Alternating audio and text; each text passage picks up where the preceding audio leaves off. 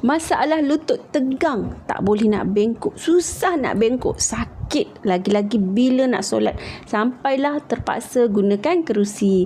Okey, sebab itu Aziz nak share dengan anda 3 produk terbaik untuk atasi masalah lutut tegang tadi.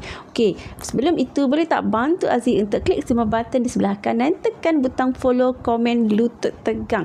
Dengan produk ini insya-Allah membantu supaya lutut anda semakin berkurangan ketegangan tersebut dan semakin selesa, daripada tak selesa menjadi selesa. Okey, apakah produk itu? Yang pertama kita ada B-Complex. B-Complex mengurangkan rasa sakit. Yang kedua kita ada pil kalsium yang lengkap dengan magnesium, di mana penyerapan kalsiumnya lebih baik untuk lutut yang kuat, tulang yang lebih kuat. Manakala yang ketiga kita ada Omega 3. Omega 3 ini dia membantu melincirkan pergerakan lutut, dan biasanya dekat lutut ni kita ada gel kan. Biasanya semakin kurang gel tu. Jadi tu yang kita rasa tak selesa. Tapi dengan Omega 3 insya-Allah dia akan bantu untuk lincirkan kembali. Nak dapatkan boleh inbox Aziz ataupun komen lutut tegang.